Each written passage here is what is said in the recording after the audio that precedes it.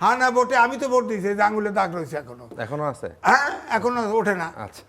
কায়দা করে দিছে। হ্যাঁ, হয় কারে হা পড়তে না পারে, নয় কারে না পড়তে না পারে, তাদের জন্য ওই যে ক্রস অথবা মানে নেগেটিভ অথবা যেটা পজিটিভ বুঝতে পারে না হে জিনিস তো ওখানে দিছে কে?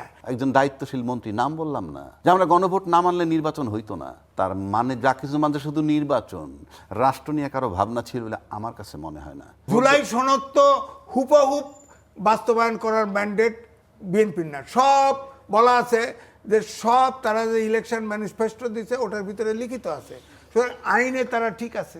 গত 1.5 বছরে ইউনূস এত কি ক্ষমতাশালী যে তার একজন পাবলিক প্রসিকিউটর প্রশ্ন আনলো যে সে দেখছে বস্তা তার ঘরে যাইতে। জুলাই সনদ যদি বাদও হয়ে যায়, ধরেন কোর্ট বাদ করে দিলে তাদের তো 31 দফা আছে, 31 দফার ভিতরে নোট অফ ডিসেন্ট নাই। 31 দফা যেটা, সেটা হলো দলীয় ম্যানিফেস্টো। এটা বাংলাদেশের 100% জনগণের নয়, 100% জনগণের ম্যানিফেস্টো হইল গণভোট।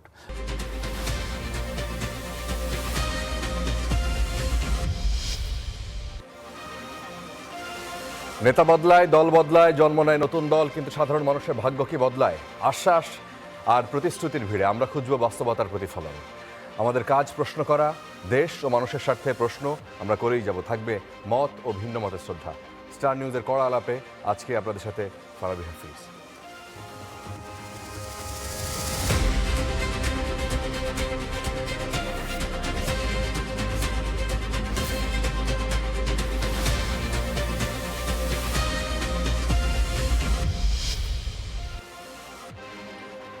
দর্শক, স্টার নিউজের কড়া আলাপে আজকে আপনাদের সাথে আমি ফারাবী হাফিজ, রয়েছেন আলোচক হিসেবে আবু হেনা রাজ্জাকি, তিনি সিনিয়র আইনজীবী বাংলাদেশ সুপ্রিম কোর্ট, এবং কিছুক্ষণের মধ্যে আমাদের সাথে যুক্ত হবেন এম এ আজিজ, তিনি সিনিয়র সাংবাদিক। আপনাকে স্বাগত জানাচ্ছি। আমরা আলোচনায় সরাসরি যেতে চাই। আমরা ঢাকার সহ মানে ছয় সিটিতে প্রশাসক নিয়োগ ইস্যুটা নিয়ে আমরা শুরু করতে চাই। সেখানে ঢাকা উত্তর, দক্ষিণ সহ দেশের 6টি সিটি কর্পোরেশনে 6 জন পূর্ণকালীন প্রশাসক নিয়োগ দেওয়া হয়েছে। জানাব রাজ্জাকে, যদি আপনি একটু আপনার মতামত ব্যক্ত করেন যে এই জিনিসটাকে আপনি কিভাবে দেখেন। মির্জা ফখরুল ইসলাম আলমগীর তিনি বলেছেন যে তারা যত দ্রুত সম্ভব নির্বাচন দিতে চান এবং আবার পূর্ণকালীন প্রশাসক নিয়োগ দেয়া, এই দুটো বিষয় কি একটু সাংঘর্ষিক কিনা? দুটি বিষয়কে আপনি কিভাবে দেখেন? ধন্যবাদ আপনাকে এবং আপনার স্টার নিউজের দর্শক শ্রোতা সবাইকে আমার শুভেচ্ছা। বিষয়টা হচ্ছে, দেখেন, আমরা নির্বাচনমুখী, মানে ইউনূস সাহেব ক্ষমতায় আসার পর থেকে ফ্রম ডে ওয়ান সবাই নির্বাচনমুখী। জি, সবাই নির্বাচনমুখী, সবাই গণতান্ত্রিক এবং সবাই সংবিধানকে গুরুত্ব দেয়, ইত্যাদি ইত্যাদি আলোচনাটা আমরা শুনছি। এবং সেখানে সংস্কার পরিষদ হইল, রাজনৈতিক দল 7-8 মাস ইয়ে করলো, শেষ পর্যন্ত চলে গেল একটা গণভোটে, অবশেষে আমরা একটা নির্বাচন পাইলাম। যে সরকারটা চলে গেল 18 মাস থেকে, সেটা কোনো সরকার নয় এই কারণে, সে কোনো রাজনৈতিক সরকার না, তাকে একটা বিশেষ পরিস্থিতিতে সবাই মিলে নিয়োগ দিছে।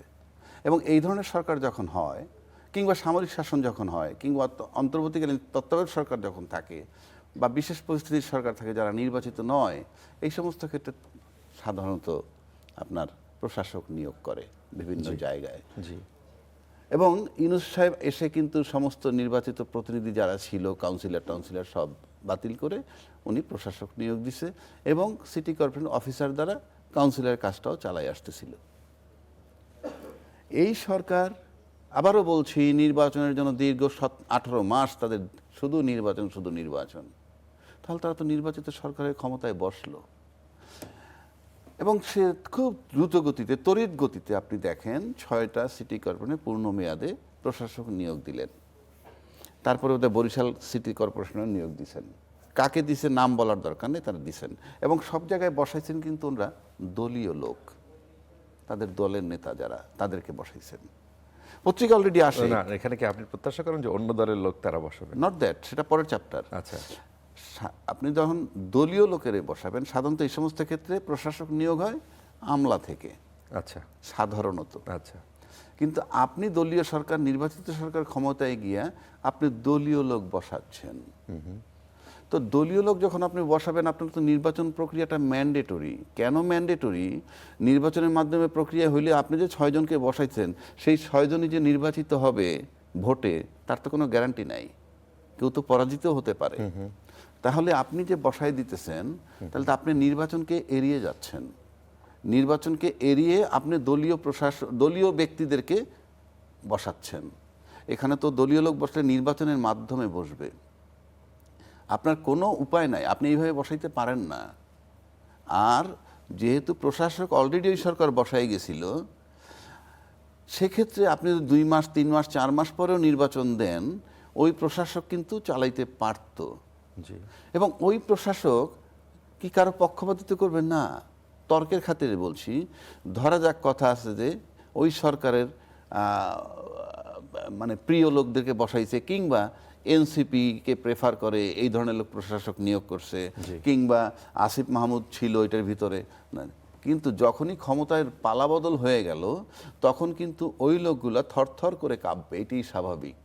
যারা প্রশাসক, যাদেরকে নিয়োগ দেওয়া হয়েছিল, বরং তারা প্রশাসক থাকলে এই সরকারের অধীনে যতদিন পর্যন্ত নির্বাচন না হয়, ততদিন পর্যন্ত এই অ্যাডমিনিস্ট্রেটর যারা ছিল তারা থরথর করে কাঁপত, অর্থাৎ কাজগুলো ভালো হতো।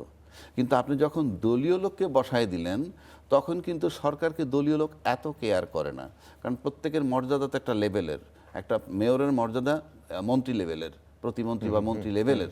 সুতরাং দলীয় লোক যখন বসায়, তখন আমরা বাইরে থেকে দেখি মন্ত্রী, মেয়র, কিন্তু তারা যখন এক টেবিলে বসে আড্ডা মারে, তখন মনে হয় যে 5 জন বন্ধু আড্ডা মারে। আপনি দেখবেন 5 জন এসপি যদি এক জায়গায় বসে একই কোর্স মেয়েটের আড্ডা মারে, তখন মনে হয় না এসপি, মানে স্কুল ফ্রেন্ড আড্ডা মারতেছে। বিষয়গুলো এইরকম। তো আপনি যখন এদেরকে নিয়োগ দিয়ে দিলেন, তখন তারা পরিষ্কার আপনার লোক হলো। নির্বাচনের মাধ্যমে তাদেরকে নিতে হবে। আপনি কিভাবে নিশ্চিত হইলেন যে নির্বাচন হলে সবাই জিতে যাবে? না, সেই নিশ্চয়তা না, কিন্তু 1 নম্বর। 2 নম্বর হলো, আপনি যদি গণতান্ত্রিক প্রক্রিয়া বিশ্বাস করেন, তাহলে তো অপোজিশন লোক আছে, এবং তারা তো 31% ভোট পেয়েছে। জি, এই যে যারা 11 দলীয় জোট 31% ভোট পেয়েছে, তারা তো বঞ্চিত হচ্ছে, ভোটাধিকার থেকেও বঞ্চিত হচ্ছে, এবং আপনিও নিশ্চিত না যে আপনার লোক জিতবে কিনা। তবে আমার কাছে যেটা মনে হয়, যে নির্বাচনটা হয়ে গেছে, সেই নির্বাচনটার ভিতর থেকে তারা কিছুটা ভীত হয়েছে, কারণ 31% ভোট পাওয়াটা একটা অস্বাভাবিক ঘটনা এই আজকের যে 11 দলীয় জোট যারা পেয়েছে, এবং সেখান থেকে তাদের একটা ভীতি সঞ্চার হয়েছে বলে মনে হয়। কেননা 50টা সিটের খবর পাওয়া গেছে, 50-53টা সিট, যেটা 70 ভোট থেকে 5000 ভোটের ব্যবধান। সুতরাং হ্যাঁ, এটা একটা আতঙ্ক আমার কাছে মনে হচ্ছে, এবং আমার কাছে মনে হয় যে আমি সেট আপ করলাম, প্রশাসক নিয়োগ করার মানে হচ্ছে এই যে আমি সেট করলাম আমার লোক, তারা যদি প্লট তৈরি করতে পারে এবং নির্বাচনের পরিস্থিতিতে যদি তারা মনে করে যে নির্বাচন দিলে অ্যাবসলিউটলি তাদের পক্ষে যাবে, তখন এই নির্বাচন দিবে, নয়তো এটাকে প্রলং করবে। কারণ আপনি যখন 2/3 মেজরিটি পেয়ে যান, তখন কিন্তু আপনার কারো দিকে তাকাইতে হয় না। এই কারণে, তা না হলে 2/3 মেজরিটি পেয়েছেন বলেই এটা একটা সিমটম যে সরকার কোন দিকে যেতে পারে, সরকারের রাষ্ট্র পরিচালনার যে অ্যাটিটিউড বা চিন্তা ভাবনা, এটা রিফ্লেকশন এখানে। এবং আমার কাছে মনেই হয় যে এদেরকে বসানো হয়েছে প্ল্যাটফর্ম তৈরি করার জন্য, যে যাতে তারা নির্বাচনের প্রশ্ন যদি আসে নিশ্চিত হওয়ার জন্য। তা না হলে আমি কোনো যুক্তি দেখি না, এবং এই গণতান্ত্রিক সরকারের সাথে কোনোভাবেই এটা মানায় না। আচ্ছা, কারণ আপনার নির্বাচনে বিশ্বাসী, নির্বাচন নিয়ে আপনার কথা কিন্তু স্থানীয় সরকার মন্ত্রী কিন্তু বারবার বলছেন যে তারা দ্রুত নির্বাচনের জন্য তারা প্রস্তুতি নেবেন। আপনি প্রস্তুতি নেন না, আপনি 3 মাস পরে করেন। আপনার এখনই নিয়োগ দিতে হইলো কেন? যদি মনে করেন ইউনূস সরকার যাদের না, এখনই নিয়োগ না দিয়ে যেই প্রশাসকরা ছিলেন, তারা আগের সরকার, অর্থাৎ ডক্টর ইউনূস সরকারের ঘনিষ্ঠ মানুষ, অথবা যে আপনি বলেন আসিফ মাহমুদ সজীব ভুইয়া, তারা তাদের মতো করে বসিয়েছিলেন, এবং তাদের নামে বিতর্কও ছিল। তাদেরকে রেখেই আপনি বলছিলেন, তাদেরকে রেখেই এই সরকার চালাতো। না না না না, তাদেরকে যদি নাও রাখেন, আমি কিন্তু বলেছি, সরকার যখন বদল হয়ে গেল, তারা যখন 2/3 মেজরিটি পেয়ে গেল, ওই প্রশাসক কিন্তু থরথর করে কাঁপবে। জি, সেই কারণে আমি বলছি তাদেরকে রাখতে পারতেন। আর যদি মনে করেন না তাও রাখবেন না, তাহলে আপনি প্রশাসক নিয়োগ দিলে সাধারণত আপনার আমলাদের ভিতর থেকে দেয়া হয়। জি, আর 1, 2 হচ্ছে, আপনি আবার কমিশনার চিন্তা করেন, কাউন্সিলর, ইউনিয়ন চেয়ারম্যান, এগুলো যে চিন্তা করেন, অনেক কাজ আছে যেগুলো তারা করে, ওই পর্যন্ত মেয়রদের কাজ না। সেই জায়গাগুলো তো বসে আছে এখনো। আচ্ছা, সেই জায়গাগুলো আপনি কি করবেন? সেই জায়গাগুলো কি আপনি নির্বাচন করবেন? তাহলে যদি সেটা, তার মানে হচ্ছে আপনি যদি এই আসনগুলায় মেয়র বসাই দিয়ে আপনি যদি মনে করেন মাঠের কাজটা করবেন, যেখানে আপনার পরিকল্পনা, উপজেলা চেয়ারম্যান, ইউনিয়ন চেয়ারম্যান নির্বাচন করবেন, সেটা কি এনশিওর করতে চাচ্ছেন কিনা? তা না, গণতান্ত্রিক সরকারের এটা কোনোভাবেই মানায় না। কারণ আপনার দীর্ঘ দেড় বছর শুধুই নির্বাচনে বিশ্বাসী বারবার বলেছেন, সেই নির্বাচনে বিশ্বাসী হয়ে আজকে 2/3 মেজরিটি পাওয়ার পর প্রশাসক নিয়োগ, এবং সেটা আপনার দলীয় লোক, এই দলীয় লোক নিয়োগ দিয়েছেন শুধুমাত্র আপনার প্লট তৈরি করার জন্য। যেই ব্লেমগুলো ছিল ওই আসিফ মাহমুদদেরকে নিয়ে, তারা যখন হয়েছিল যে তারাও প্লট তৈরি করতেছে, এবং স্থানীয় নির্বাচনের কথা তারা যখন আগে বলছে তখন তারা বলছে যে ক্ষমতায় থেকে তারা প্লট তৈরি করে তারপরে এটা করবে। তা আমি এটা কোনোভাবে গ্রহণযোগ্য মনে করি না। 2 নম্বর, 31% ভোট পাওয়া বিরোধী দলকে আপনি পুরা এড়ায় গিয়া আপনি আপনার দলীয় লোক নিয়োগ দিচ্ছেন। দলীয় লোক নিয়োগ না দিতেন তাহলে এক কথা, আপনি দলীয় লোক নিয়োগ দিচ্ছেন, তাহলে আপনার নির্বাচনের মাধ্যমেই দলীয় লোক নিয়োগ দেওয়া উচিত বলে আমি মনে করি। আচ্ছা আচ্ছা, আপনি মাঝখানে একবার গণভোটের প্রসঙ্গ তুললেন। গণভোটের ফল সংশোধন হয়েছে, নিশ্চয়ই খেয়াল করেছেন আপনি। সেখানে ভোট কমেছে 10,73,000-এর বেশি। নির্বাচনী ফলাফল প্রকাশের 2 সপ্তাহ পর আবার এই গণভোটের ফল সংশোধন করে প্রজ্ঞাপন জারি করেছে নির্বাচন কমিশন। সেখানে খবরে বলা হয়েছে যে সংশোধিত ফলাফলে হানা ভোটের সংখ্যা কমেছে, সেই সঙ্গে বেড়েছে বাতিল হওয়া ভোটের সংখ্যা। তবে বিষয়টি নিয়ে কোনো ব্যাখ্যা দেননি নির্বাচন কমিশন। সংশোধিত নতুন ফলাফলের প্রজ্ঞাপন বলছে যে গণভোটে মোট ভোট পড়েছে 7,63,21,407টি। এর মধ্যে ভোট বাতিল হয়েছে 74,35,196টি। ফলে বৈধ ভোটের সংখ্যা দাঁড়িয়েছে 6,91,86,211টি। এর মধ্যে হা ভোটের সংখ্যা 4,72,25,980টি। এখন এর আগে নির্বাচনের ঠিক পর দিনই অর্থাৎ গত 13ই ফেব্রুয়ারি বেসরকারিভাবে গণভোটের ফলাফল প্রকাশ করেছিল নির্বাচন কমিশন। সেখানে বলা হয়েছিল গণভোট সারা দেশে হ্যাঁ ভোট পড়েছে 4,82,660টি। এখন আপনি বলবেন যে এই যে এতদিন পর, সে 13 তারিখের ফলাফল ঘোষণার পর আজকে নতুন করে 10 লাখ ভোট নির্বাচন কমিয়েছে, 11 লাখ ভোটের মতো কমিয়েছে, এই বিষয়টাকে আসলে কতটা গ্রহণযোগ্য হতে পারে বলে আপনার মনে হয়? কতটা গ্রহণযোগ্য সেটা বড় বিষয় না। বিষয় তো এটা রাষ্ট্র, এটা তামাশার জায়গা না, এটা রাষ্ট্র, এটা কোনো সমিতি না, এটা ক্লাব না যে চালাই দিলাম। জি, আপনি এত জনবল ব্যবহার করেছেন, একটা সুন্দর নির্বাচন উপহার দিছেন, সেই নির্বাচনে গণভোটে হাতে কত পড়েছে নাতে কত পড়েছে সেগুলা প্রকাশ করেছেন। প্রকাশ করার পর তার ভিত্তিতে অলরেডি রেজাল্ট পাবলিশড হয়ে গেছে। শুধু তো ওই গণভোটের ভোটই গণেন নাই, যারা দলীয় ভোট নির্বাচন যারা করে তাদের ভোটও গণনা করছেন, এবং সেই ভোট চলাকালীন সময় কিংবা ফলাফল যখন চূড়ান্তভাবে আসে নাই, এর ভিতরে অনেকগুলো অভিযোগ আসছে। সেই অভিযোগ আমার নয়, ওনারও না, সেই অভিযোগটা আসছে অন্য দলের পক্ষ থেকে। এখানে ইঞ্জিনিয়ারিং হয়েছে, এইটা হয়েছে, সেইটা হয়েছে, কাটাছিড়া হয়েছে, বিভিন্ন কথা আসছে।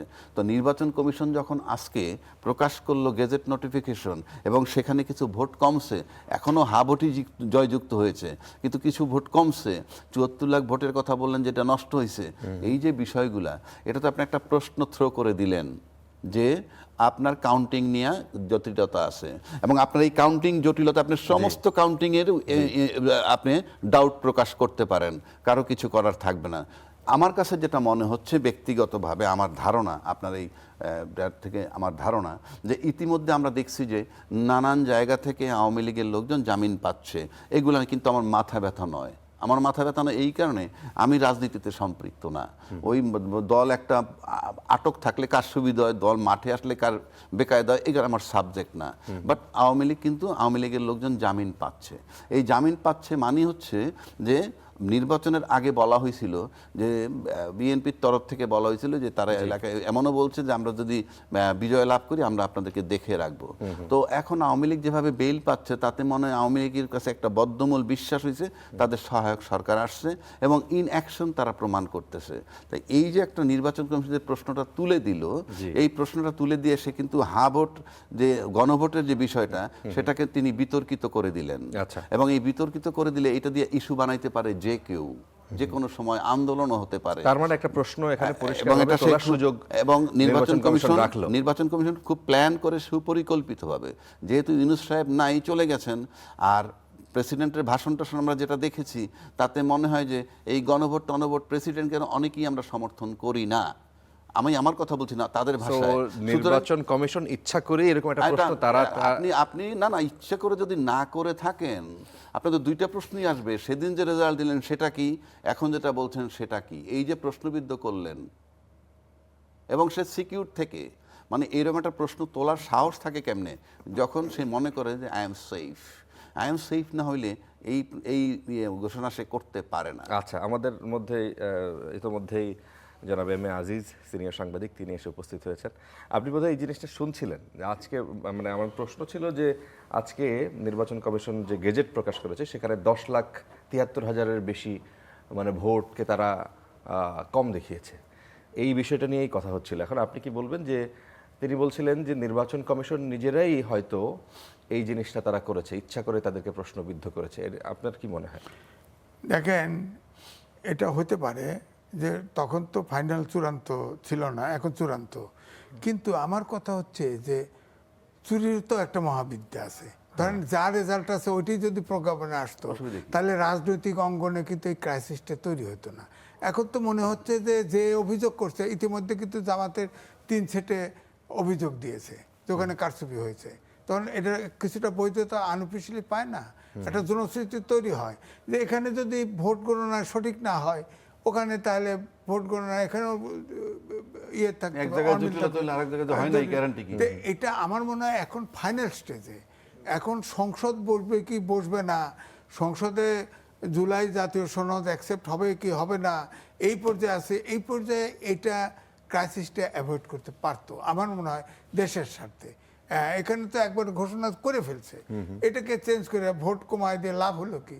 তাতে তো রেজাল্ট একই হলো, রেজাল্ট তো আর এরপর হয় নেই। আচ্ছা, আবার ধরেন জামাত ইসলাম যে অভিযোগ দিচ্ছে 3টে সিটে কারচুপি হয়েছে, আবার কোর্ট বলছে তাড়াতাড়ি করে কারচুপি করছে, এটার ব্যালট পেপার টেপার সব জমা নাও, কাস্টডি নাও। কিন্তু এখন প্রশ্ন হলো, ধরেন এই 3 সিটে জামাত পেয়েই গেল, তাতে তো রেজাল্টে হেরফের হচ্ছে না, two-third majority নষ্ট হচ্ছে না, কিন্তু ক্রাইসিসটা অ্যাগ্রাভেট করবে। আমার বললো বক্তব্য আপনারও কি একই মত যে নির্বাচন কমিশন তারা ইচ্ছা করেই বা তাদের মধ্যে থেকে কেউ এই জিনিসটাকে মানে ট্রিগার করে দিল যে আলোচনা থাকুক, মানে বিতর্ক আছে নির্বাচন নিয়ে? না, দেখেন, এর সাথে আমি বলি যে হাইকোর্টে অলরেডি একটা রিট পিটিশন আছে এগেনস্ট জুলাই জাতীয় সনদ, তার হিয়ারিং সম্ভবত 1 তারিখে হবে। জি, তাহলে এটার লিগ্যালিটি নিয়ে তখন তো বলবে, এখন তো অভ্যুত্থান তো ওখানে করে লাভ হবে না, আইনে আসতে হবে জুলাই সনদ বৈধ কি বৈধ না। হ্যাঁ, ধরেন ওটা বাতিল হলে একরকম, আবার ওটা পক্ষে রায় দিল যে বৈধ, বৈধ করার সুযোগ কম, এটা বরাবরই রাজকীয় জানে। আমি বলছি যে জুলাই সনদ আদেশ প্রেসিডেন্ট দিয়ে সংসদ সংবিধান জীবিত, আদেশ দেওয়ার এখতিয়ার প্রেসিডেন্টের নাই, সুতরাং এটা অবৈধ। তো এখন যদি ধরেন অবৈধ হয়ে আসে, আর এই ক্রাইসিসটাও যদি ভোটের সংবিধান জীবিত, তো সংবিধানকে পাশ কাটায় এত কিছু একটা সরকার গঠন হয়ে গেল, এতগুলো আদেশ হয়ে গেল, কিন্তু জুলাই সনদ মানে অবৈধ আপনার মতে? দেখেন, উনি লয়ার সুপ্রিম কোর্টের, জি, আমি বরাবর বলছি 106 অনুচ্ছেদের রেফারেন্স নিয়ে 148 অনুচ্ছেদ অর্থাৎ সংবিধান সম্মত রাখার জন্য ওথ নিয়েছে। এই সরকার যে সংস্কার করছে, এই সংস্কার করার ম্যান্ডেটই তো তাদের নাই। আর এই সংবিধান যেহেতু আছে, এটা সাংবিধানিক সরকার, এই সংবিধান জীবিত থাকা অবস্থায় কোনো প্রধান উপদেষ্টা বা রাষ্ট্রপতি কোনো আদেশ দেওয়ার এখতিয়ার নেই, যেটা মূল কোনো সাংঘর্ষিক হয় সংবিধানের সাথে। কিন্তু এই পুরো জিনিসটাই তো তাহলে বিতর্কিত একটা জায়গায় ছিল। এই সরকার যেভাবে গঠন হয়েছে, সরকার যেভাবে ওথ নিয়েছে, মানে অন্তর্বর্তী সরকার, এবং তারপরে এই জুলাই সনদ যেভাবে হয়েছে এবং যেভাবে পাশ হয়েছে, পুরো জিনিসটাই তো আসলে বিতর্কিত। মানে যদি ওই বিতর্কে মানে নতুন করে মানে প্রশ্ন তোলা হয় এবং তোলার সুযোগ তো ডেফিনেটলি থেকে যায়। না, দেখেন, যখন প্রথমে আপনার আর্মি চিফ তো দৌড়দৌড়ি করছে রাজনৈতিক দলদের নিয়ে, জি, তখন একটা পর্যায়ে কিন্তু আলোচনা ছিল জাতীয় সরকার করা, বলা হয় যে বিএনপি এটা বাধা দিছে, একমত হয় নাই। তখন কিন্তু বিএনপির মহাসচিব বলেছে 3 মাস পরেই তো অন্তর্বর্তীকালীন সরকার হয়ে যাবে, ইলেকশন হয়, তো এখন দরকার কি জাতীয় সরকার, এইটা বলছে। এটা কিন্তু আলোচনায় আসে নাই, আলোচনা আসছে জাতীয় সরকারটা, কারণ সংবিধানে আছে 3 মাস পরে নির্বাচন দিতে হবে, সংসদ ভেঙে গেলে অথবা সংসদ না থাকলে 3 মাস পরে। যদি ইলেকশন কমিশনের কোনো সমস্যা হয় তাহলে আরও 3 মাস হতে পারে। আচ্ছা, তো ওই সময় দেখেন 7 তারিখে আপনি দেখেন পল্টনে জনসভা করে নির্বাচন চাইছে বিএনপি 7 তারিখে। 7 তারিখ ওটা অবশ্য 5ই আগস্টে পরিবর্তন, 8 তারিখে সরকার আসছে, আগেই চাইছে, কিন্তু দাবিটা কিন্তু জারি রাখছে। কিন্তু এই সরকার আপনি খেয়াল করে দেখেন প্রথম দিকে পাশ দিয়ে মানুষ হাঁটে, আপনি 5 বছর থাকেন, আপনি 10 বছর থাকেন। অর্থাৎ এই সরকারের যে ইমপ্রেশন, যে ধারণা তৈরি হয়েছিল যে সরকার ক্ষমতা থেকে যেতে চায় না। আর ডক্টর মোহাম্মদ ইউনূস সব সময় যত কথা বলছে তবে কিন্তু ছাড়া কোনো কথা বলে নাই, যার ফলে তার পরে কি করবে এই আস্থাটাও তৈরি করতে পারে নাই। তিনি পলিটিশিয়ান মতো দেশও চালান নাই। আপনি যেটা বললেন যে রাষ্ট্রপতির যে বক্তব্য ছাপা হয়েছে, হ্যাঁ, তো এখানে তো ওখানেও তো সংবিধান প্রধান উপদেষ্টা ভায়োলেট করছে। সাংবিধানিক দায়িত্ব চুক্তি হইলে বা বিদেশ সফর হইলে প্রেসিডেন্টকে ব্রিফ করা, কোনোদিন ব্রিফ করেন নাই, কোনোদিন দেখা হয় নাই। এই অন্তর্বর্তীকালীন সরকারের সময়ে প্রেসিডেন্টের সাথে কখনো প্রধান উপদেষ্টা দেখা করেন নাই। এমনকি তার শেষে তার প্রেস উইংয়ের 3 জন তাদেরকে উড্র করে নেয়া, এটা ডিপ অ্যান্ড ডাম বানা ফেলাইছে। তো এই জন্যে বলছি যে উনিও তো এখন যদি ধরেন একটা প্রশ্ন আসে যে রাষ্ট্রপতি এইভাবে বাইরের গোপন কথা পরে জানাইলো কেন, ব্যাপারটা যদি এই হয় তাহলে তো ফাঁসবে 2 জনই। প্রধান উপদেষ্টা সাংবিধানিক হয়তো প্রেসিডেন্টের সাথে দেখা করে নাই, সে তো বলছে আমি সাংবিধানিক ব্যবস্থা রক্ষা করার জন্য আমি এত কিছু সহ্য, বহুত বর্ণনা দিছে। সুতরাং আমি বলতেছি যে এইটা অভ্যুত্থানের যে শক্তি, এই শক্তিরে একমত হয়ে এই সমস্যার সমাধান করতে পারে। কোর্টে গেলে এটা আমার মনে হয় আমাদের একটা বিপদে পড়তে হবে। আচ্ছা, তো কোর্টে অলরেডি একটা রিট পিটিশন হয়েছে। রাজ্জাকি, আপনি যদি এই বিষয়টা নিয়ে বলেন, আপনি নিজে আইনের মানুষ, আপনি আরও ভালো ব্যাখ্যা করতে পারবেন যদি এই টোটাল প্রক্রিয়া, মানে অন্তর্বর্তী সরকার যেভাবে গঠন হয়েছে এবং জুলাই সনদ যেভাবে হয়েছে, যেহেতু সংবিধান, তিনি বলছেন যে সংবিধান জীবিত, কিন্তু জুলাই সনদে স্বাক্ষর করবে কে? জুলাই সনদে কিভাবে কি প্রক্রিয়া স্বাক্ষর হতে পারে? কিন্তু এই দেশে একটা গণ অভ্যুত্থান হলো, এতগুলো মানুষের মৃত্যু, এত স্যাক্রিফাইস, এবং একটা পুরো জিনিসটা ভেঙে চুরে একটা নতুন কাঠামো তৈরির মধ্য দিয়ে এক রকমের হযবরল ছিল, সেটা পরিষ্কার। কিন্তু রাজনৈতিক দলগুলো আবার একমত হয়ে তারা কিন্তু এই জিনিসটা, অন্তর্বর্তী সরকারের গঠনটা এইভাবে করলো। যেভাবে হোক বিতর্ক ছিল, কিন্তু সেই জায়গায় নতুন করে বিতর্ক, মানে এই গণভোট নিয়ে একই সাথে জুলাই সনদ নিয়ে একটা বিতর্ক তোলার সুযোগ নতুন করে কি তৈরি, মানে প্লট রেডি কিনা? ধন্যবাদ আপনাকে এবং আমার সহালোচক আজিজ ভাই। আসলে দেশটা একটা তামাশার জায়গায় আছি আমরা, বুঝছেন। স্রেফ তামাশা ছাড়া আপনি যদি রাষ্ট্র গঠন করতে চান, সবাই একমত হবেন না কেন? কি দ্বিমতটা হওয়ার কারণটা কি? আপনি জুলাই অভ্যুত্থান হয়েছে বলে আজকে নির্বাচন হয়েছে। জুলাই অভ্যুত্থান না হলে তো 2029 সালে নির্বাচন হইতো। এটা তো মাথায় রাখতে হবে। This is the reality. এখন জুলাই অভ্যুত্থান কে করছে? এখন প্রেসিডেন্টের সাক্ষাৎকার এস্টাবলিশ করে দিয়েছে জুলাই অভ্যুত্থান শুধুই ছাত্ররা করছে। কারণ প্রেসিডেন্ট কি বলছে সাক্ষাৎকারে, কি বলছে? যে বিএনপি আমাকে সহযোগিতা করছে, মানে তা না হলে সে ক্ষমতা থাকতে পারতো না। তার সাথে 3 বাহিনী তাকে সহযোগিতা করছে, পরিষ্কার করছে। তো সে তো মনে করছে যে একটা বাহবা নিল সুন্দর কথা বলে, আসলে এখন সে বিএনপির পক্ষপাতিত্ব চাচ্ছে। সে তার স্বপ্ন, লোভ আছে এখনো। সে বলছে অলরেডি আমাকে যদি বিএনপি বলে আমি থাকবো, এবং তিনি বেশ ফুরফুরা মেজাজে আছেন। এবং সে বলতে, তাহলে বিএনপি যখনই তাকে শেল্টার দিছে, তার মানে তাকে তো ছাত্ররা তাকে সরাইতে চাইছে। তখন বিএনপি চাওয়া মানে বিএনপি জুলাই অভ্যুত্থানে নাই, সেটা সে এস্টাবলিশ করছে। তার এই ইন্টারভিউতে বিএনপির যে কত বড় ক্ষতি করছে সেটা বিএনপি ওই মুহূর্তে বুঝে নাই, রাষ্ট্রপতিও বোধহয় বুঝেন নাই, কিংবা জুলাইটাকে স্বীকৃতি দেবে না, তাতে ঐক্যমত্য তারা আছে। তা না হলে জুলাই না হলে আপনি নির্বাচন পাবেন না, নাম্বার 1। নাম্বার 2, সংবিধানের কোন সংবিধানে নির্বাচন করছেন 2026-এর ফেব্রুয়ারিতে? 2026-এর ফেব্রুয়ারিতে নির্বাচন কোথায়? আজিজ ভাই যেমন বললো সর্বোচ্চ আপনি 180 দিন নেবেন, তাতে কি হয়? 8ই আগস্ট থেকে যদি ধরেন, 8ই আগস্ট 2024 থেকে যদি ধরেন, তারপরে 180 দিন যদি আপনি ধরেন, তাতে 7ই ফেব্রুয়ারি 2025 পর্যন্ত হয় না। তারা তো তত্ত্বাবধায়ক সরকার ছিল না। আমি তো সে জায়গাটাই আসতেছি। আপনি সংবিধানই যদি ধরেন, তাতে আসে 7ই ফেব্রুয়ারি 2025, কিন্তু 12ই ফেব্রুয়ারি 2026 কি তামাশা? যে আপনি মানে আমরা যখন মন চায় তখন কোন সংবিধান কি এটা পারমিট করে? যখন মন চায় তখন তো করে না। আপনি সংবিধানে নাই, ফ্রম ডে 1 আমি বলে আসতেছি, তা আপনি সংবিধানে নাই। আর যদি আপনি সংবিধানে থাকেনি, আমি রাষ্ট্রপতিকে বলবো আপনি তো মারাত্মকভাবে সংবিধান ভায়োলেট করতেছেন। সংবিধানের 4-এর কতে বলা আছে না, সংবিধান নাই, তাহলে রাষ্ট্রপতি, আমি বলতে এই প্রক্রিয়াগুলো কি হলো? তাহলে রাষ্ট্রপতিকে কেন রাখা হলো? আমি তো সেটাই বলতেছি, সেই জায়গায় তো আসলাম। রাষ্ট্রপতি বলছেন ওই ইন্টারভিউতে যে আমি জীবন দিয়ে সংবিধানের ধারাবাহিকতা রক্ষা করব। এইটা তার প্রতিজ্ঞা ছিল। উনি জীবন দিলেন কোথায়? উনি যে 4-এর কয়ের যে ধারাটা ফলো করেন নাই, সেখানে কি আছে? এটা বলবে যে আমরা আওয়ামী লীগের। আপনি সংবিধানের দোহাই কেন দেন? ওখানে বলা আছে সব জায়গায় বঙ্গবন্ধুর ছবি হ্যাঙ্গিং থাকবে, জি, মানে সমস্ত অফিস আদালত বিদেশি দূতাবাস ইত্যাদি। সংবিধান 4-এর কতে আপনি তো আপনার রাষ্ট্রপতি তো সেটা ভায়োলেট করছেন। আপনার ওখান থেকে 11 নভেম্বর 2024 এটা নামানো হয়েছে, অথচ আপনি বলতেছেন আপনাকে 3 বাহিনী এবং বিএনপি আপনাকে শেল্টার দিছে। তাহলে তারপরে এইটা আপনি ফলো করেন না, আপনি তো নিজেই সংবিধান ভায়োলেট করছেন। 1, 2, আপনি জানতেছেন ইউনূস সরকার সাংবিধানিক না, you are supported by BNP and army, তো আপনি ওত দিলেন কেন?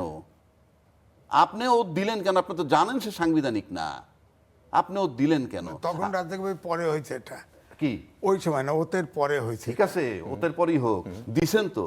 আচ্ছা, তারপরে ইউনূস সরকার অবৈধ, অসাংবিধানিক, তার অধীনে নির্বাচন নিয়ে যারা আজকে বসলেন তার বৈধতা থাকে কিনা?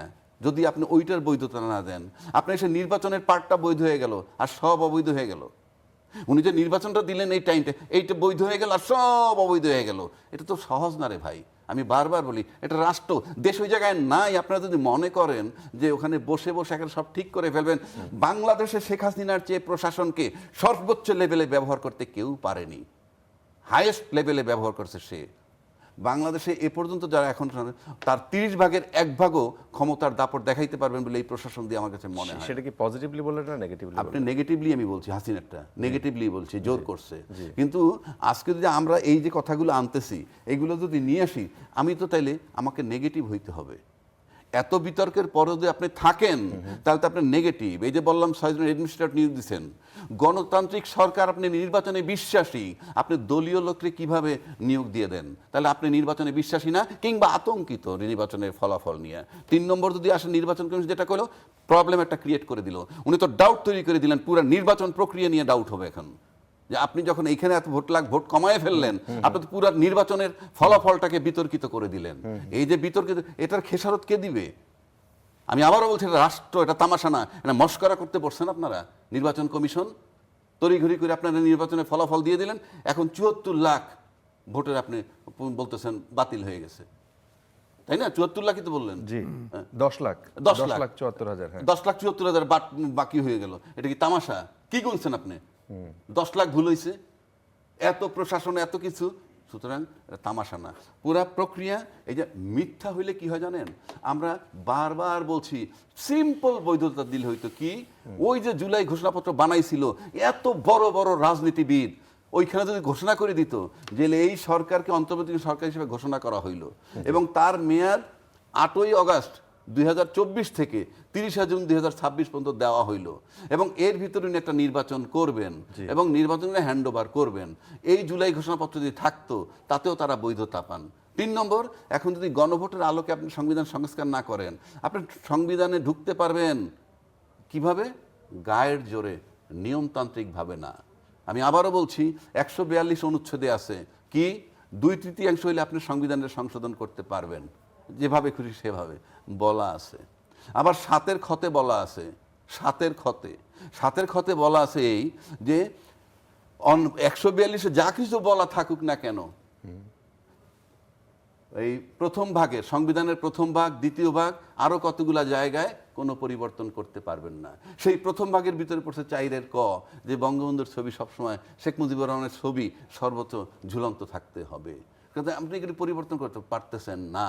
অথচ রাষ্ট্রপতি ভায়োলেট করতেছে, নির্বাচিত সরকার এখন যারা সংবিধানের দোহাই বারবার দিতেছে, তারাও কিন্তু একইভাবে সংবিধান ভায়োলেট করতেছে 4-এর ক মোতাবেক। এটা বললে আমাকে বলবে আমি আওয়ামী লীগ সাপোর্ট করি। নো, আপনারা সংবিধানের দোহাই দেন, তাই আমি বলতেছি সংবিধান মানবেন কোনটুক আপনি যেটুক ভালো লাগে, ইউনূস সাহেবের মানবেন কোনটুক যেটুক আপনার পক্ষে গেছে। কারণটা কি? ইউনূস সাহেব টোটালটা অবৈধ, মব ভায়োলেন্স করে গেছে, সব অবৈধ, শুধু নির্বাচন পোর্শনটা বৈধ।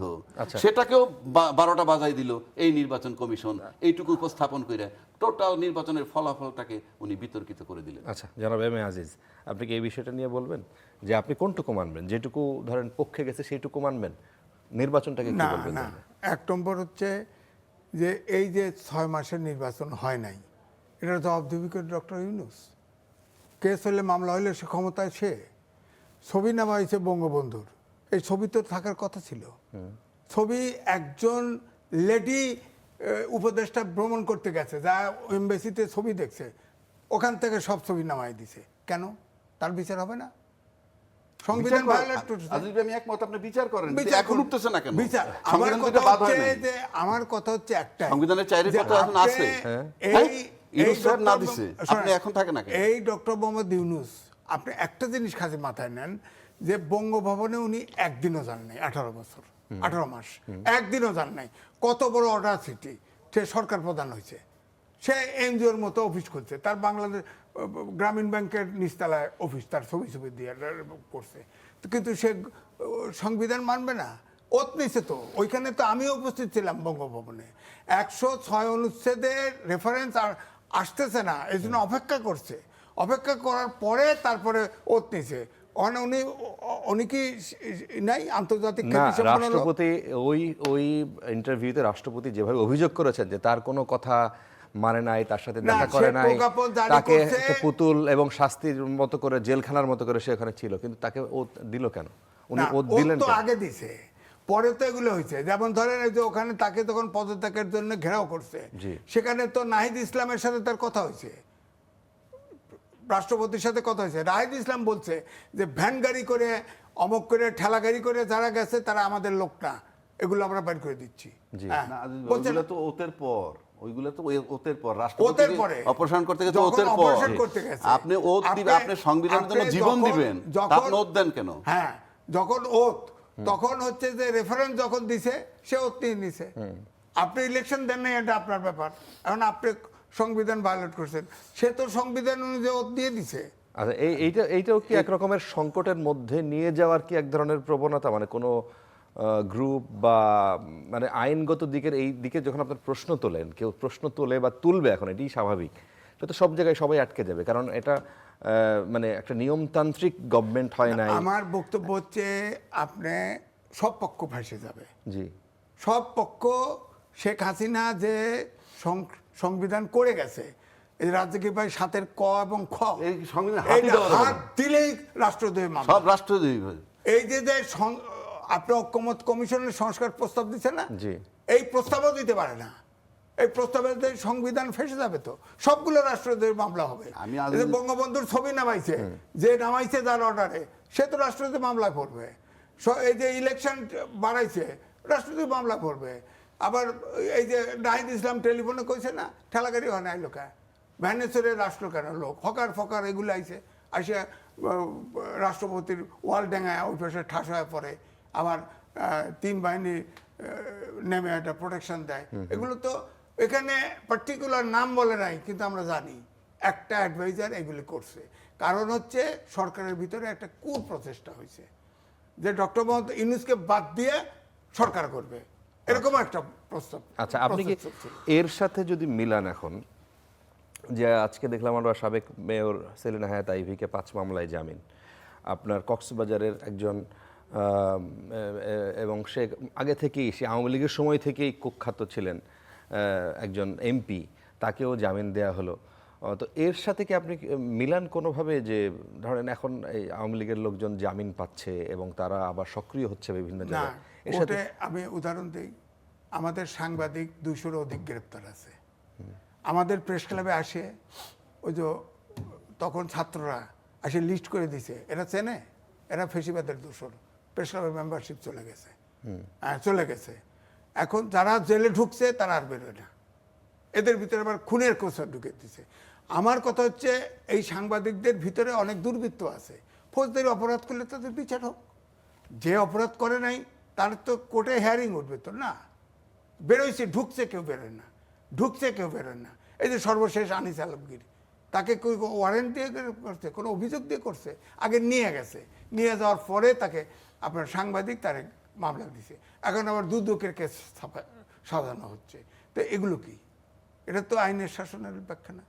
কোর্ট তো এখন ধরেন আপনি আবার আইভির কথা বললেন, আইভি যখন একটা ক্লিন ইমেজের লোক দিয়ে আওয়ামী লীগ তৈরি হবে, এরকম যখন জনশ্রুতি তৈরি হলো, তখন আপনি ধপাধপ আইবির বিরুদ্ধে মামলা দিয়ে দিলেন। আইবি তো সবসময় ওখানের গডফাদার শামীম ওসমানের বিরুদ্ধে ফাইট করছে। কেন তার আগে আব্দুল মান্নান আগের অর্থ প্রতিমন্ত্রী ছিলেন, পরিকল্পনা প্রতিমন্ত্রী ছিলেন, তারপরে সাবির হোসেন চৌধুরী, তাদেরকে জামিন দিল না? জামিন দিছে সাবের হোসেন চৌধুরী, ওটা নিয়ে তো আমিও কথা বলছি যে সে রিমান্ডে ছিল, 6টা খুনের মামলা ছিল, একটা লোয়ার কোর্ট চাপ দিয়ে তাকে বেল করে দিয়েছে। এটা তো সরকারের লোক টেলিফোন করছে, লোয়ার কোর্ট থেকে জামিন দিয়ে দিয়েছে একবারে। তখন তো আমরা সমালোচনা করছি, এভাবে তো হয় না। রিমান্ডে আপনি রাখলেন, 6টা খুনের মামলা দিয়ে দিলেন। এখন তো প্রশ্ন আসে সাবের হোসেন আদৌ খুন করছে কিনা, আর না হলে ওই কোর্ট তাকে প্রেশার দিয়ে তার জামিন দেওয়া হয়েছে। এবং আমার কাছে সাক্ষী আছে, আমি বলতে পারবো না, কোর্টের সেই জাজ বলছে আমি বাধ্য হয়ে এটা করছি, আর একটা অ্যাডভোকেট আমাকেই বলছে। সুতরাং এই দেশে এই দুটো তুগলকি কাণ্ড হয়েছে। তো এই 18 মাসে তুগলকি কাণ্ড হয়েছে। আপনি যেটা বদির কথা বললেন, বদি হলো ইয়াবা ব্যবসায়ী। শেখ হাসিনার সময় সে তুমুলভাবে সমালোচিত ছিল, তখন তার বউরে নমিনেশন দিছে, তারে বাদ রাখছে। আপনি মামলা করলেন খুনের, কেন বেল দেবে নাকি? খুন প্রমাণ করছেন আপনি, উনি তো সিনিয়র অ্যাডভোকেট সুপ্রিম কোর্টের, বলেন আপনি খুনের, আপনি একজন জামিন পেতে হলে তার, না পেতে হলে তার মেরিট লাগবে, তো কোর্টের তা আইনে আটকাইতে হবে। এখন যদি কোর্ট স্বাধীনভাবে কাজ করে, এখন ধরেন আমাকে জেলে নিয়ে গেল, আমি বললাম তো আমাদের প্রায় কমপক্ষে 20 জন সাংবাদিকের বিরুদ্ধে মামলা, খুনের মামলা আছে। আচ্ছা, আপনি কি মনে করেন চুরি করতে পারে একটা সাংবাদিক খুন করছে কাউকে? কেন মামলা দিলেন আপনি? একদিনে একবারে সব অ্যাক্রিডিটেশন কার্ড বাতিল করে দিলেন। তুগলকি কাণ্ড না? পৃথিবীর ইতিহাসে আছে এটা, পৃথিবীর ইতিহাস। সব সাংবাদিকের আমি জেদ করে ঘোষণা করছি যে ওই সরকার, অর্থাৎ অন্তর্বর্তীকালীন সরকার সময় আমাকে চেষ্টা করছে অ্যাক্রিডিটেশন কার্ড নেওয়ার জন্য, আমি নেইনি। এখন সরকার চলে গেছে, আমি অ্যাপ্লাই করবো, তো নেব তো। কোথাকার অ্যাক্রেডিটেশন কার্ড? সেক্রেটারিয়েটের সাংবাদিকদের অ্যাক্রিডিটেশন। আচ্ছা, এখানে অজুহাত দেখানো হলো, একবার প্রেস সেক্রেটারি বললো অনেকে ওই আওয়ামী লীগের কর্মী অমুক, অনেকে অনেক পাইছে। আজকে বিএনপি বিচার প্রক্রিয়ায় হস্তক্ষেপ করছে বলে অভিযোগ করেছেন জাতীয় নাগরিক পার্টি এনসিপির আহ্বায়ক নাহিদ ইসলাম। তিনি বলেছেন যে বিএনপি বিনা কারণ এবং বিনা অভিযোগে ট্রাইব্যুনালের চিফ প্রসিকিউটরকে সরিয়ে দিল, বিচারে তাদের নানা ধরনের হস্তক্ষেপের কথা আমরা শুনতে পাচ্ছি। তিনি বলছেন যারা ভিকটিম এবং সাক্ষী ছিলেন তাদের নানা ধরনের হুমকি দেওয়া হচ্ছে। এখন ট্রাইব্যুনালের চিফ প্রসিকিউটরকে সরিয়ে দেওয়াকে বিচার প্রক্রিয়া হস্তক্ষেপ বলা যায় কিনা? না, দেখেন আমেরিকাতে কিন্তু বিচারপতি নিয়োগ করে যে সরকার ক্ষমতায় আসে, জি, হ্যাঁ ক্ষমতায় আসে, চেঞ্জ করতে পারে। কিন্তু আমার কথা হলো পারসেপশন একটা ব্যাপার, এই মুহূর্তে চেঞ্জ হয়তো না করলেও ভালো হতো। কিন্তু ওনার সম্পর্কে তো আরো স্ক্যান্ডেল আছে, তো আছে তো। কার সম্পর্কে বলছেন? এই তো চিফ প্রসিকিউটর সম্পর্কে আছে তো, আপনি জানেন না? উনি আর শিশির মনির নিয়ে কথা আছে না, যে রাজসাক্ষীটা হলো কেমনে, একটু আগে বলা হলো না?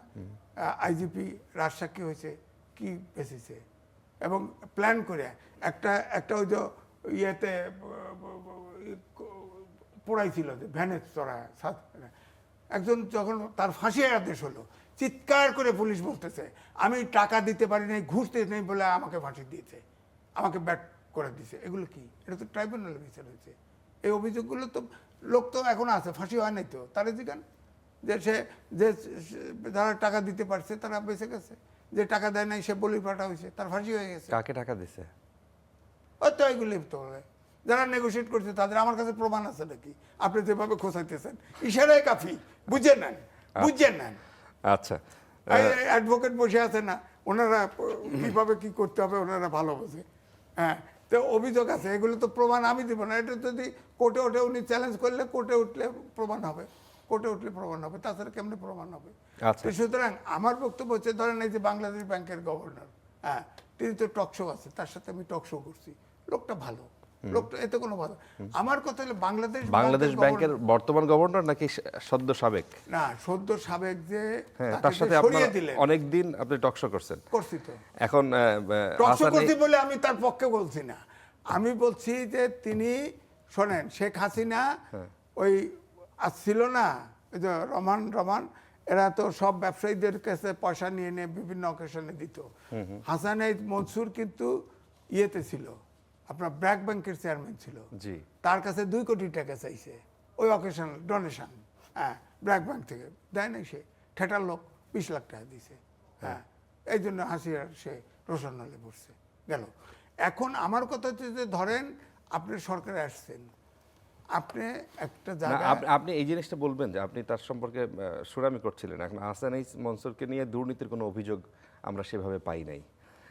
তিনি তার মতো একজন গভর্নরকে কিংবা তার উপদেষ্টাকে অপসারণ করা হলো যে প্রক্রিয়ায়, যেভাবে তিনি বলেছেন যে আমি পদত্যাগ করিনি এবং আমি গণমাধ্যমে দেখলাম যে আমি নাই, আমি বাসায় চলে না, যাচ্ছি। উনি প্রেস কনফারেন্স করছে, জি। তখন পর্যন্ত জানে না। জানেন না। এখন এবং ওনাকে যে প্রক্রিয়া, আমার ওনার উপদেষ্টাকে বক্তব্য হচ্ছে- যেভাবে মব করে বের করা হলো, জামায়াতের আমির উনি বলেছেন যে তাকে সরকারি দল মব করে তাকে বের করেছে এবং না, এটা চরম আবার অপদস্থ ভিন্ন করে। কথা। মব না, আগের থেকেই আন্দোলন করতেছিল, আগের থেকেই আন্দোলন করতেছিল, আন্দোলনে ওই দিন পদত্যাগ চাইছে। আমার বক্তব্য সেই জায়গায় না, আমার বক্তব্য বাংলাদেশ ব্যাংকের গভর্নর হাসান এইচ মনসুরের মতো অর্থনীতিবিদ, তাকে তো আপনি বললেই হতো যে আপনি রিজাইন করেন, তাহলে তো রিজাইন করে। তাই এরকম হলো কেন ব্যাপারটা? হ্যাঁ, ব্যাপারটা এইভাবে ঘটলো কেন? এটা ওনার- অনেক দোষে দুষ্ট করা হয়, এগুলো তো বলা মুশকিল। ইসলামী ব্যাংকের তো ইসলামবাদে কোনো সব কারো চাকরি খায় দিছে ইসলামী ব্যাংকে, ইসলামী ব্যাংক থেকে টাকা নিচ্ছে। তারপরে আরমান এক ফাঁসির দণ্ডপ্রাপ্ত আসামির ইয়ার ছেলে, সেটি তো আবার তার ইয়েতে দেখাইছে সে ইলেকশন করছে, জিতছেও, তার দেখাইছে 100 কোটি তার সেভিংস, 2 কোটি সেভিংস, সে তো নগদের আপনার 100 কোটির বন্ড কিনতে চাইছে, সে শেয়ার কিনতে চাইছে। সুতরাং এগুলো সে হয়তো অ্যালাউ করবে। আর এই কারণে দেখে মনে করছে যে হয়তো ট্রাস্টেড লোক দরকার, তাকে সময় দেয় নাই। হ্যাঁ, কিন্তু আমার বক্তব্য হচ্ছে যে একটা পারসেপশন তো আছে, একটা বাংলাদেশ ব্যাংকের গভর্নরকে সরাবেন, তাকে বলে দিলেই তো হলো, না গেলে আপনি যা ইচ্ছে তাই করেন। আর যেটা বলা হয়েছে সরকারি মব, এটা হলো এটা সঠিক না। এটা আগের থেকেই ওখানের জিএম আমার নিজের আত্মীয় আছে, ওখানে আগের থেকেই তারা দাবি করছে। হাসান এইচ মনসুর খুব কনসিস্ট লোক, তাদের দাবি দেওয়া সহজে মানে নাই, তারা আগের থেকেই দাবি করছে, দাবি পূরণ করে নাই, তারা শেষে এসে ঘেরাও ফেরাও এগুলো করছে, শেষ পর্যন্ত তার রিজিগনেশন কাকতালীয়ভাবে মিলে গেছে। ওটাকে বলা হয় গভর্নমেন্ট মব করছে, এটা ঠিক না। কিন্তু তার প্রসেসটা, তাকে ওখান থেকে যে চাকরিচ্যুত করা হলে প্রসেসটার ক্ষেত্রে আমার তীব্র আপত্তি। আচ্ছা আচ্ছা, আবু হেনা রাজ্জাককে আপনি কি এই বিষয়ে নিয়ে বলবেন যে ওনাকে যে আমি প্রক্রিয়ায়- কয়েকটা কথা বলি এই বিষয়ে। ইউনূস সাহেব ক্ষমতায় আসার পর উনি রাষ্ট্রপতি হইতে চেয়েছেন এবং এটা আমরা জনশ্রুতি সবাই বলছি। ওনার স্বপ্ন, উনি লোভী, উনি রাষ্ট্রপতি হবেন এবং এই জন্য ছাত্রদের আন্দোলন করছেন, প্রোটেকশন দিছে বিএনপি এবং আর্মি। এটা আমরা আগে বলছি, অনুমান ভিত্তিক, প্রেসিডেন্ট ক্লিয়ার করে দিছে, রাষ্ট্রপতি সাহেব ক্লিয়ার করে দিছেন যে ওনাকে সরাইতে পারে নাই এই কারণে। তবে ইউনূস সাহেবের এত কি ক্ষমতা, এত কি শক্তি, সংবিধান টংবিধান কিচ্ছু মানলেন না। উনি ফেব্রুয়ারি 2026 পর্যন্ত নির্বাচন নিয়ে আসলেন আর সবাই তাকায় তাকায় দেখলেন। এটা তো ক্লিয়ার করে দিছে একজন দায়িত্বশীল মন্ত্রী, নাম বললাম না, যে আমরা গণভোট না মানলে নির্বাচন হইতো না। তার মানে যা কিছু মানছে শুধু নির্বাচন, রাষ্ট্র নিয়ে কারো ভাবনা ছিল বলে আমার কাছে মনে হয় না। কেননা যেই গণভোট আমরা করলাম বা যেই সংস্কার গণভোটের মধ্যে উল্লেখ করা আছে, সেটা যদি বাস্তবায়ন হয়, আপনি বলেন, বুকে হাত দিয়ে বলেন, আজিজ বেরো বলি আমি, রাষ্ট্রের কোনো ক্ষতি হবে? এই সংশোধনে রাষ্ট্রের কোনো ক্ষতি হবে? হবে না। রাষ্ট্রের সাধারণ মানুষের কোনো ক্ষতি হবে? হবে না। কারো কোনো ক্ষতি হবে না। ক্ষতি হবে কাদের? ক্ষতি হবে রাজনৈতিক দলের। তাদের যে ক্ষমতা কুক্ষিগত রাখে একটা দল, সেই পাওয়ার ডিস্ট্রিবিউট হয়ে যাবে। একই ব্যক্তি একই সময় প্রধানমন্ত্রী, একই সময় পার্টির প্রধান এবং একই সময় দলনেতা, কিংবা দুইবার বেশি পারবে না এইসব। এখন বলে যে অনেকের ইয়ের ভিতরেই আছে সে ম্যানিফেস্টো, সেটা অন্য কথা। এই গণভোটটা যদি বাস্তবায়ন হয়, গণভোটের আলোকে সংস্কার হয়, কোনো রাষ্ট্রের ক্ষতি নেই, জনগণের ক্ষতি নেই, ক্ষতি শুধু রাজনৈতিক দলের, তাদের কুক্ষিগত পাওয়ারটা থাকবে না। এবং সেগুলোও তারা মেনে নিচ্ছে তখন, কি জন্য? যে 2/3 মেজরিটি যদি পেয়ে যায় কল্পনা, ওগুলো এড়াইয়ে যেতে পারবে। নাহলে যে মন্ত্রী বলতেছে, যেই মন্ত্রী বলতেছে যে আমরা এগুলা মেনে নিচ্ছি, গণভোট মেনে না নিলে নির্বাচন হইতো না, তার মানে নির্বাচনটাই ছিল শুধুই লক্ষ্য, আর কিছু নয়। এরপরে আসেন, এই নির্বাচনের জন্য তারা এটা সব মেনে নিছে, যার জন্য আগেও বলছি ওনার সমস্ত কর্মকাণ্ড অবৈধ, কিন্তু নির্বাচন পোর্শনটা বৈধ। এইবার আসেন প্রসিকিউটর নিয়ে যে কথাটা বলল, এই প্রসিকিউটর দুর্নীতি করছে কি করে নাই সেই চ্যালেঞ্জ আমি এখানে করতে বসি নাই। করলে করতে পারে, সেটা তদন্ত হোক। কিন্তু আপনাকে মাথায় রাখতে হবে সে বিচারটা করতেছে কার, কার বিচার করতেছিল? বাংলাদেশের একজন সাবেক সরকার প্রধান, অন্যদের নাম বলার দরকার নেই তো, প্রধান আসামি শেখ হাসিনা। সমস্ত প্রশাসন তার, 16 বছরের সমস্ত বিচার ব্যবস্থায় ছিল তার হাত। সেই লোকগুলোই তো আছে ডাইরেক্ট ইনডাইরেক্ট, এই কর্নারে নয় সেই কর্নারে, তার ভিতরে বিচার করতে গেছে শেখ হাসিনার। সেকেন্ড কি, কিছু আর্মি অফিসারের বিচার ওখানে চলছে। সেই আর্মি অফিসারের সাথে সেনা প্রধানের সাথে কিন্তু তাজুল ইসলামের নাকি কথাবার্তা, অনেক বৈঠক হয়েছে, অনেক চ্যালেঞ্জ হয়েছে, সে কোনো কিছুতে হার মানে নাই। 1952 আর্মি অ্যাক্টে বিচার করতে চাইছে সেনানিবাস আর্মি, সেটাও হয় নাই ফাইনালি। তাহলে আপনি বুঝেন যে আসামিগুলো কারা। এই রকম আসামি থাকলে ওই যে পাবলিক প্রসিকিউটর 24 আওয়ার সার্ভিলেন্সের মধ্যে থাকার কথা। এটাই আর্মির কাজ, এটাই গোয়েন্দাদের কাজ। কারণ আপনি এমন ব্যক্তির মামলা করতেছেন যেই ব্যক্তির পক্ষে টোটাল দেশের প্রশাসন এখনো মনে মনে। সেইখানে তাজুল ইসলামের ওই চিফ প্রসিকিউটরের ইঞ্চি ইঞ্চি পর্যন্ত সিসি ক্যামেরা কিংবা সার্ভিলেন্সের অধীনে ছিল বলে আমি মনে করি এবং আমি জানি। সেখানে আপনি গত 1.5 বছরে ইউনূস এত কি ক্ষমতাশালী যে তার একজন পাবলিক প্রসিকিউটর প্রশ্ন আনলো যে সে দেখছে বস্তা তার ঘরে যাইতে, কি ভয়টা ছিল কোথায়? সে তো বাহবা পাইতো আরো। আপনি ইউনূস সাহেব পাওয়ার হ্যান্ডওভার করার পরই তাজুল ইসলাম সম্পর্কে এই কথাগুলো আসছে। মানে ইউনূস সাহেবের শক্তিটা কোথায়? টোটাল দেশে 18 মাস উনি ওনার মতো করে রাখছে। মানে আমি আর সারপ্রাইজিং। তাহলে তো ইউনূস সাহেব দয়া করে গেছে নির্বাচনটা দিয়ে। মানে এদের কথাবার্তা আমার মনে হয়, আমি বলছি না যে ইউনূস সাহেবের কিছু নাই, উনি এত ক্ষমতাধর, আবার রাষ্ট্রপতিরে সরাইতে পারলো না। কি জন্য? বিএনপি এবং আর্মির জন্য। সবই কিন্তু দেখেন এত বেশি কনফিউজিং। মানে আলটিমেটলি নির্বাচন দরকার এবং নির্বাচনের জন্য সব মেনে নিছি।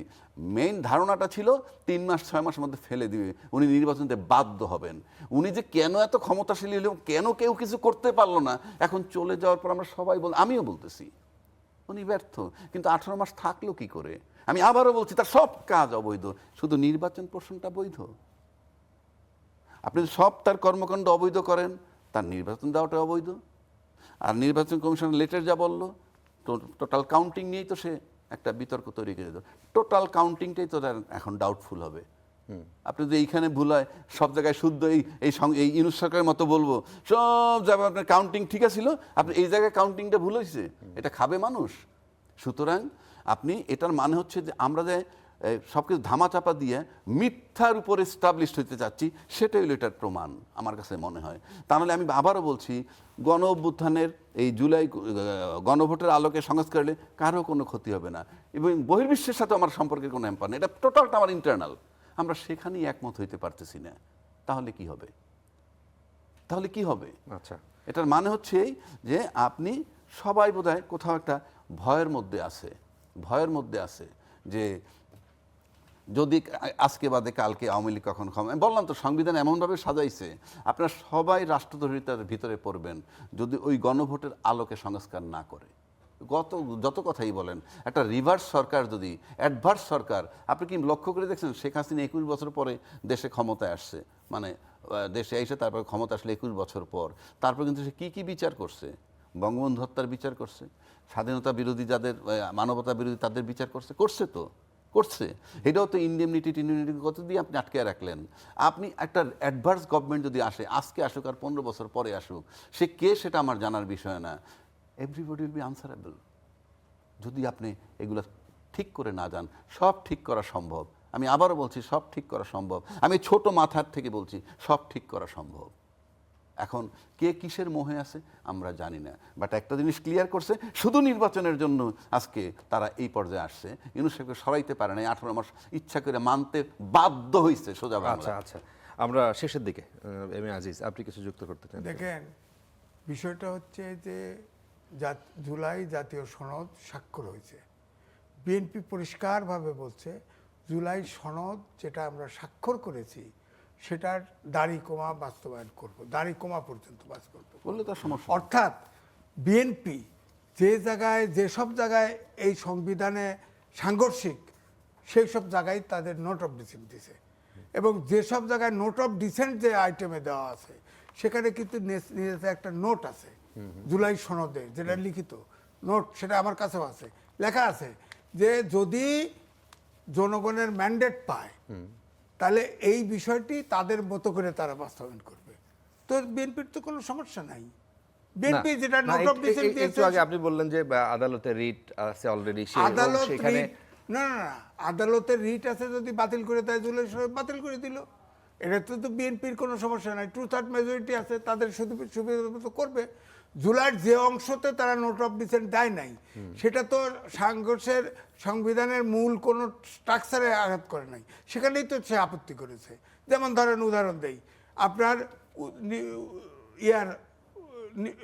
সংসদ থেকে উচ্চকক্ষ হবে, উচ্চকক্ষ এটা বিএনপিরও 31 দফায় ছিল, উচ্চকক্ষ হবে। এখন বিএনপি বলছে যে এটা যতগুলো সংসদে সিট হবে সেই অনুপাতে উচ্চকক্ষে যাবে 100 জন। হ্যাঁ, আচ্ছা।